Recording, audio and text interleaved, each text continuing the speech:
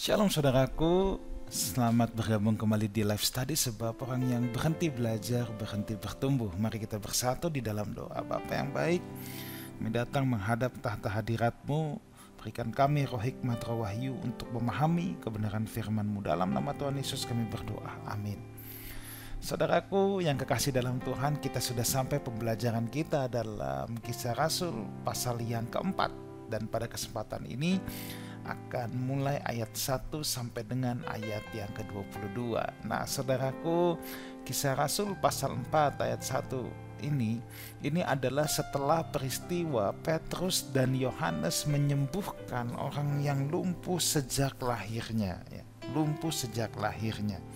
Nah, saya akan bacakan dulu ayat 1 sampai dengan yang keempat. Ketika Petrus dan Yohanes sedang berbicara kepada orang banyak, mereka tiba-tiba didatangi imam-imam dan kepala pengawal bait Allah serta orang-orang Saduki. Orang-orang itu sangat marah karena mereka mengajar orang banyak dan memberitakan bahwa dalam Yesus ada kebangkitan dari antara orang mati. Mereka ditangkap dan diserahkan ke dalam tahanan sampai keesokan harinya, karena hari telah malam.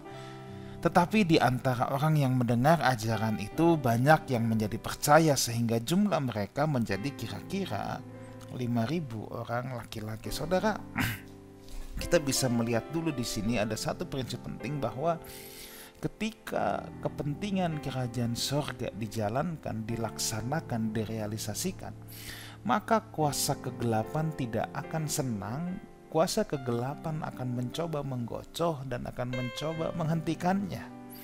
Demikian juga dalam hidup kita. Setiap kali kita ingin hidup dalam kebenaran, kita ingin kerajaan Allah yang memerintah dalam hati dan hidup kita, kuasa kegelapan itu tidak pernah senang. Kuasa kegelapan akan mencoba menghentikan, akan mencoba mengacaukan. Tetapi kita bisa lihat di sini, yang pertama saudaraku, Petrus dan Yohanes tetap konsisten memberitakan Injil kerajaan. Mereka nggak takut sama ancaman dan tantangan.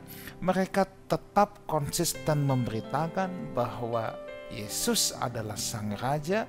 Mereka memberitakan bahwa ada kebangkitan orang mati dan Yesus sudah dibangkitkan. Nah, buah dari pemberitaan ini saudaraku, selalu ada yang menentang dan pasti juga ada yang menerima. Yang menentang kita lihat di ayat ketiga, Petrus dan Yohanes mereka ditangkap dan diserahkan ke dalam tahanan sampai keesokan harinya. Nah, yang menentang selalu akan semakin dengki, yang menentang akan semakin iri hati, yang menentang pasti akan mencoba membungkam, menganiaya orang-orang yang bergerak dalam sistem kerajaan Allah. Ketika saudara mau hidup benar, saudara jangan kaget kalau tiba-tiba ada orang yang begitu dengki dengan saudara, bahkan saudara bisa dianiaya oleh karena kebenaran itu. Tetapi ingat apa yang Yesus sudah katakan, berbahagialah orang yang dianiaya oleh karena kebenaran. Ya, jadi kita jangan pernah takut, tapi kita harus tetap konsisten seperti Petrus dan Yohanes. Ya, sekalipun ada ancaman, tantangan, ada tentangan, tetapi mereka tidak pernah mundur. Mereka tetap konsisten memberitakan apa yang harus mereka beritakan. Dan yang menerima pemberitaan firman Allah tersebut itu 5.000 orang, itu baru dihitung laki-laki, saudara. Ya. Jadi lumayan banyak, tapi sebenarnya tetap minoritas. Jadi banyak tapi tetap minoritas. Karena ini hanya sebagian kecil kan. Ya, ini baru 5.000 laki-laki, belum perempuan dan anak-anak. Tapi di sini kita melihat bahwa meskipun para pemberita Injil dianiaya, firman-Nya tetap bertahan. Dan masa penderitaan seringkali merupakan masa awal gereja bertumbuh. Jadi kalau dalam gereja ada penderitaan itu, jangan kita jadi kecil hati, jangan kita jadi tawar hati, saudaraku. Ya, justru di sanalah seringkali menjadi fase awal gereja bertumbuh, seperti zaman kisah para rasul ini. Ketika mereka dianiaya, mereka ditangkap, justru itu menjadi awal dari masa gereja bertumbuh. Siapa yang menangkap Petrus dan Yohanes? Yang menangkap adalah para imam. Bukankah para imam ini memang sejak semula mereka memusuhi Kristus dan Injilnya sejak Kristus masih hidup? Di sana juga ada orang Saduki, ya, yang notabene tidak percaya kebangkitan, saudaraku. Para imam ini biasanya sebenarnya dekatnya sama orang-orang Farisi, sama golongan Farisi. Sebenarnya golongan Saduki ini golongan beda sendiri, karena dia nggak percaya dunia roh, dia nggak percaya malaikat, dia nggak percaya adanya kebangkitan. Seharusnya para imam ini bukan orang yang bisa get along, bukan orang yang bisa akrab, bukan orang yang bisa berjalan bersama dengan orang-orang Saduki. Tapi kita bisa lihat di sini, saudara, ya, kalau memang sudah ingin bermufakat jahat, dua kelompok yang sebenarnya tidak bergandengan tangan pun bisa berkoalisi, saudara, ya. Ya, ini nih sebenarnya dua kelompok ini saling bertentangan, tapi mereka bisa bersatu dan berkoalisi, saudara, ya. Kenapa? Untuk melawan Kristus dan Injilnya. Ya. Ya, nah di sini kita bisa lihat, jadi jangan aneh ya, dia dalam politik juga biasa lah ya, yang tadinya bertentangan bisa tiba-tiba gandengan tangan. Tapi nah ini juga politiknya mereka, saudara. Ini juga politiknya mereka. Orang Saduki itu nggak suka dengan golongan Farisi, dengan golongan imam-imam. Tapi khusus untuk hal ini bisa bersatu, bisa gandengan tangan. Ya. Mereka marah karena Injil diajarkan kepada banyak orang. Ditambah lagi yang menjadi percaya cukup banyak, ribuan orang. Imam-imam itu lebih kepada iri hati. Kenapa Kristus dan pengikutnya itu bisa banyak pengikut? Nah, kalau orang Saduki lebih tidak mempercayai adanya kebangkitan. Nah, jadi dua kelompok yang bersatu ini sebenarnya kepentingan dengkinya beda, saudara, ya. Kemarahannya beda. Tapi ya begitulah kalau memang hanya berniat untuk melawan Kristus dan Injilnya. Mereka berdua membenci Kristus, tapi dengan motif yang berbeda, ya. Nah, sekarang ayat 5 dan 6. Pada keesokan harinya, pemimpin-pemimpin Yahudi serta tua-tua dan ahli-ahli Taurat mengadakan sidang di Yerusalem dengan imam besar Hanas dan Kayafas, Yohanes dan Alexander dan semua orang lain yang termasuk keturunan imam besar. Nah, di sini mulai diceritakan bagaimana sidang yang mengadili Petrus dan Yohanes di hadapan para hakim pengadilan agama karena menganggap pemberitaan tentang Kristus adalah sebuah kejahatan. Nah, cerita sidang ini dimulai di sini, saudara. Ya, saudara, kita dapat membayangkan ya suasana sidang itu yang begitu berapi-api, ya. Wah, mereka pasti sudah dalam emosi. Petrus Yohanes seperti mau digilas, pasti seperti mau dilahap aja, saudara, ya. Dan yang hadir itu begitu lengkap. Untuk apa? Untuk menghakimi Petrus dan Yohanes. Mereka disidang di Yerusalem, tempat dulu Tuhan mereka, Tuhan mereka, guru mereka juga disidang. Ya. Peserta sidang ada ahli Taurat yang merupakan orang terpelajar yang siap berbantahan dengan mereka. Tapi kalau mereka udah gak sanggup berdebat sama Petrus dan Yohanes, ada juga para pemimpin dan tua-tua yang merupakan orang-orang yang dianggap berkuasa, punya otoritas yang diharapkan bisa membungkam mereka. Jadi peserta sidang ini orang-orang yang ingin nelen Petrus dan Yohanes ini udah komplit. Ada tim debat, ada tim otoriter, ya pokoknya semuanya sudah komplit. Ada juga Hanas yang merupakan pemimpin mahkamah agama dan Kayafas, ya, yang juga merupakan imam besar. Sepertinya Hanas dan Kayafas ini memegang jabatan imam besar bergantian dari tahun ke tahun, ya. Karena kita tahu dari zaman Kristus dua orang ini adalah yang paling semangat menentang Kristus dari dulu. Ayat 7. Lalu Petrus dan Yohanes dihadapkan kepada sidang itu dan mulai diperiksa dengan pertanyaan ini. Dengan kuasa manakah? Atau dalam nama siapakah kamu akan bertindak demikian? Nah, Petrus dan Yohanes dikenakan dakwaan dalam sidang ini. Dr. Lightfoot, ya, seorang teolog, berpendapat bahwa kebiasaan pada saat itu terdakwa didudukan di tengah. Jadi kemungkinan nih Petrus, Yohanes didudukan di tengah. Lalu para imam, ya, ahli Taurat, tua-tua, para penguasa itu duduk mengelilingi Petrus dan Yohanes, ya. Dan kalau kita ingat, coba saudara ingat, Dengan kuasa manakah atau dalam nama siapakah kamu bertindak demikian? Coba kita ingat-ingat akan pertanyaan ini.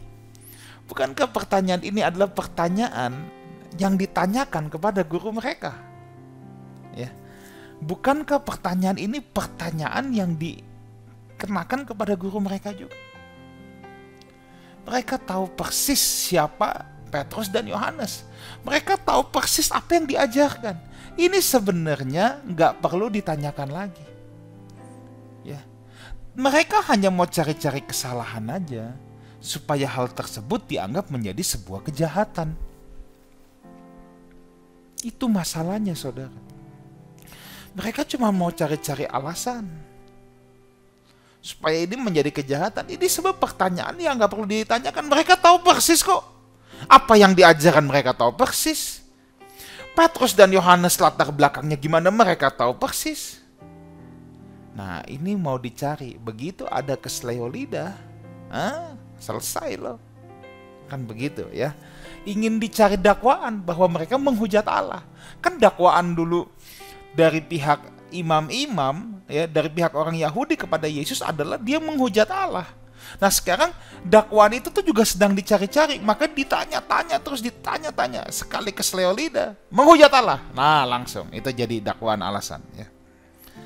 Ayat 8-10, maka jawab Petrus dengan penuh dengan Roh Kudus, hai pemimpin-pemimpin umat dan tua-tua, jika kami sekarang harus diperiksa karena suatu kebajikan kepada seorang sakit dan harus menerangkan dengan kuasa manakah orang itu disembuhkan, maka ketahuilah oleh kamu sekalian dan oleh seluruh umat Israel bahwa dalam nama Yesus Kristus orang Nazaret yang telah kamu salibkan, tetapi yang telah dibangkitkan Allah dari antara orang mati, bahwa oleh karena Yesus itulah orang ini berdiri dengan sehat sekarang di depan kamu. Saudara, bagi Petrus dan Yohanes kesempatan ini bukanlah kesempatan untuk membersihkan nama baik mereka maupun nama baik guru mereka Yesus. Tetapi dia gunakan kesempatan ini ketika didakwa, ya, ketika dikelilingi, digunakan kesempatan untuk memberitakan Injil kepada mereka yang degil hati, yang keras hati. Mereka juga pasti ingat akan ucapan Yesus bahwa mereka akan dihadapkan ke hadapan penguasa untuk diadili. Tetapi jangan takut, sebab Roh Kudus yang akan mengaruniakan kepada mereka apa yang harus mereka ucapkan. Dan ini terjadi. Petrus dengan penuh Roh Kudus menjawab dengan sangat berhikmat dan sangat luar biasa. Dia sodorkan dulu, apa yang kami lakukan adalah sebuah kebajikan. Mereka memberi bukti bahwa yang mereka lakukan adalah kebajikan. Karena pada saat itu memang mereka diadili dengan anggapan bahwa mereka penjahat. Sekarang dibalik, apa yang kami lakukan adalah kebajikan. Nah, ini kan luar biasa, saudara ya. Jadi penuh hikmat, ya. Dan bukti nyata itu ada. Ingat dulu Petrus itu pengecut, saudara. Petrus pernah menyangkal Yesus. Sekarang ini udah Petrus yang beda. Petrus yang penuh dengan Roh Kudus, dengan keberanian. Ketika ditanya, bukan lagi kenal, kami memberitakan itu. Wah, luar biasa, saudara ya. Kita bisa melihat perubahan dalam hidup Petrus yang sangat luar biasa. Ya. Nah, jadi Petrus menjawab, ini adalah bukti loh yang kami lakukan kebajikan, dan bukti itu nyata ada. Kemudian setelah mengeluarkan bukti, kemudian barulah mereka dengan lantang menyatakan bahwa nama Yesuslah yang membuat semua itu terjadi. Seperti tadi saya katakan, tentunya orang-orang jahat yang bertanya ini, para penguasa, imam-imam yang bertanya, udah tahu kok. Udah tahu, ya. Cuman ingin dengki dan panas hati aja mereka menanyakan itu sambil ingin mencari kesalahan dari Petrus dan Yohanes, saudaraku ya. Nah, Petrus dan Yohanes tidak mencari kemuliaan bagi diri mereka sendiri. Seluruh kemuliaan mereka diarahkan kepada Kristus. Bahwa Kristus dibangkitkan merupakan pesan yang harus Petrus dan Yohanes tegaskan. Kenapa? Dulu juga mereka dituduh mencuri mayat Yesus. Tetapi mereka ingin tegaskan mayat Yesus tidak dicuri. Mayat Yesus itu memang bangkit, ya, tidak ada karena bangkit. Nah, secara tidak langsung Petrus balik mendakwa mereka. Tetapi tujuan dakwaan Petrus adalah supaya mereka insaf dan bertobat. Ya. Ini kan kalau kita lihat, Petrus balik mendakwa mereka, Yesus Kristus yang telah kamu salibkan dan yang telah dibangkitkan Allah. Petrus balik mendakwa mereka, kamu dulu menganggap Yesus menghujat Allah. Enggak, Allah membangkitkan Yesus. Balik didakwa, tapi bukan untuk menjatuhkan. Ya, supaya mereka insaf dan bertobat. Ayat 11 dan 12. Yesus adalah batu yang dibuang oleh tukang-tukang bangunan, yaitu kamu sendiri. Namun ia telah menjadi batu penjuru. Dan keselamatan tidak ada di dalam siapapun juga selain di dalam dia. Sebab di bawah kolong langit ini tidak ada nama lain yang diberikan kepada manusia, yang olehnya kita dapat diselamatkan. Saudara, pernyataan Petrus ini sangat keras dan lugas. Yang pertama, Petrus ingin menyampaikan, ia menegaskan Kristus yang dibuang oleh mereka, dialah sang batu penjuru itu. Jemaat adalah bangunan Allah, dalam hal ini Israel pun adalah bangunan Allah. Tapi justru mereka membuang. Yang mereka salibkan itu adalah sang batu penjuru itu. Dan yang kedua yang Petrus ingin tegaskan, bahwa dalam nama Yesus mereka bertindak. Nama ini bukan sekte baru. Petrus dan Yohanes sama sekali tidak tertarik untuk membuat sekte baru. Perhatikan kalimat, di bawah kolong langit ini tidak ada nama yang diberikan kepada manusia. Ini bukan sekte yang mereka bebas mau ikut boleh, enggak boleh. Ini bukan golongan yang mereka bebas bisa milih mau ikut atau enggak. Nah, orang Israel sendiri kan juga punya banyak golongan. Farisi satu golongan, ahli Taurat satu golongan, imam-imam satu golongan, ya. Saduki satu golongan. Nah, ini kan bergolongan-golongan, saudaraku ya. Nah, orang bisa milih, oh aku cocoknya jadi golongan Saduki nih, aku gak percaya kebangkitan. Tapi yang Petrus mau tegaskan ke mereka, ini bukan sekte, ini bukan golongan, you gak bisa milih, you harus ikut atau binasa, kan begitu. Makanya sebab di kolong langit ini tidak ada nama yang olehnya manusia bisa diselamatkan. Ini bukan sebuah pilihan, saudaraku. Ini bukan sebuah pilihan. Ini bukan sebuah opsi. Nah, di sini, saudara ya, ini adalah satu-satu jalan keselamatan. Itu sebabnya mereka dengan sangat lugas. Yesus adalah satu-satunya utusan Bapa yang diberikan kepada manusia untuk pengampunan dosa. Tidak ada satu agama manapun yang dapat menyelamatkan manusia, termasuk agama Musa. Hanya Kristus yang membawa jalan keselamatan tersebut. Makanya di sini ditegaskan, Yesus dulu ketika hidup berkali-kali berkata dia utusan Bapa, tetapi itu yang disangkal. Tetapi sekarang ditegaskan, ya, bahwa dialah memang utusan Bapa. Kisah Rasul 4 ayat 13-14 sekarang. Ketika sidang itu melihat keberanian Petrus dan Yohanes dan mengetahui bahwa kedua orang yang biasa tidak terpelajar, heranlah mereka dan mereka mengenal keduanya sebagai pengikut Yesus. Tetapi karena mereka melihat orang yang disembuhkan itu berdiri di samping kedua rasul itu, mereka tidak dapat mengatakan apa-apa untuk membantahnya.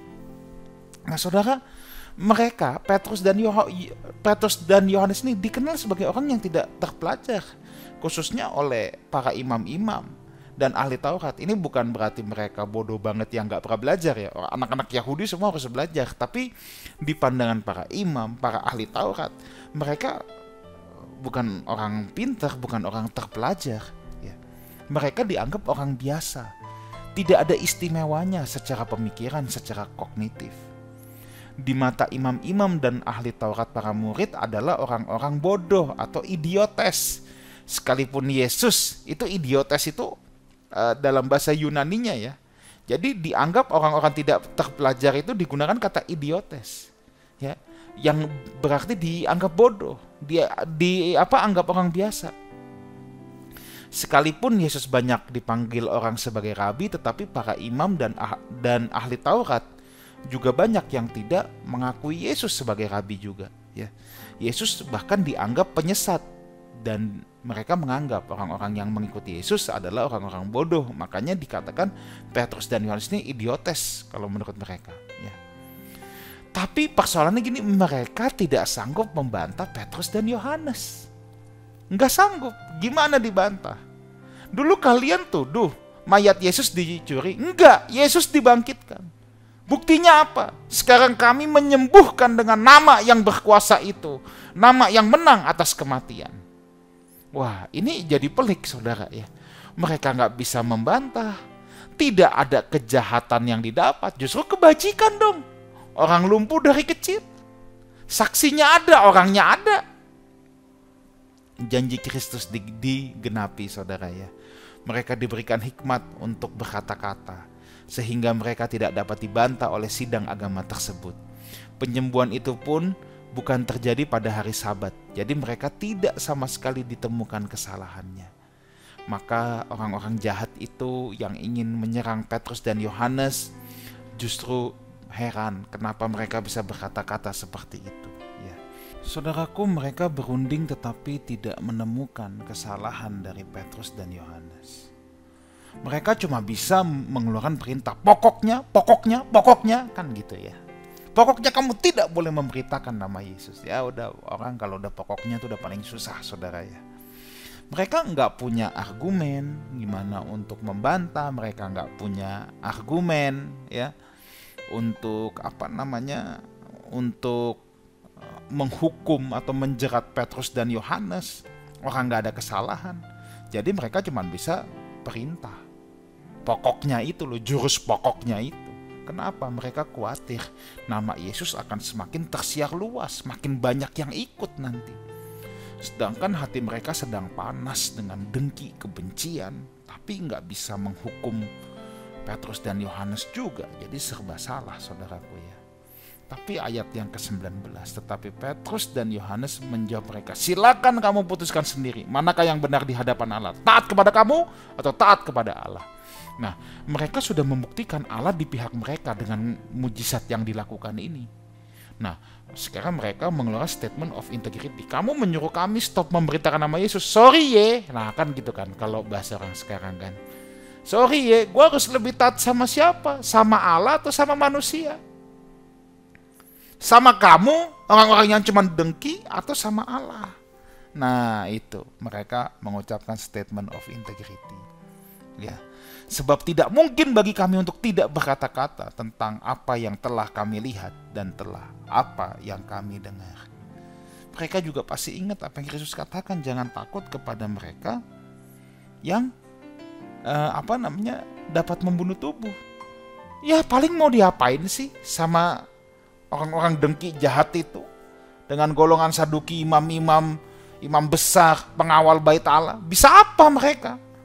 Hanya bisa membunuh tubuh. Mereka ingat pasti ucapan Tuhan Yesus, jangan takut sama kepada mereka yang dapat membunuh tubuh.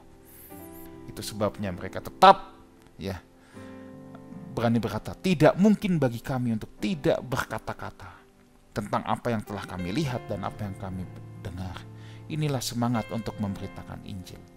Mereka hanya bisa mengecam para rasul, tetapi dengar baik ini, jangan takut terhadap intimidasi dari dunia ini. Jangan takut sama intimidasi. Saudara, kita kalau mau hidup dalam kebenaran, kita bisa diintimidasi. Tapi jangan takut sama intimidasi itu. Tetap bergerak dalam integritas. Ingat kata-kata Petrus dan Yohanes. Kita harus lebih taat kepada siapa? Sama Tuhan atau sama dunia ini? Jangan takut, saudaraku. Terus bergerak, hidup dalam kebenaran. Beritakan Injil Kerajaan Allah. Bukan hanya lewat perkataan kita, tapi juga lewat perbuatan kita. Tuhan Yesus memberkati kita semua. Amin. Mari kita berdoa. Bapa dalam sorga, biar firman-Mu dimeteraikan dalam lubuk hati anak-anak-Mu. Dalam nama Tuhan Yesus kami berdoa. Amin. Saudaraku, sampai jumpa di live study minggu depan. Sebab orang yang berhenti belajar, berhenti bertumbuh. Amin.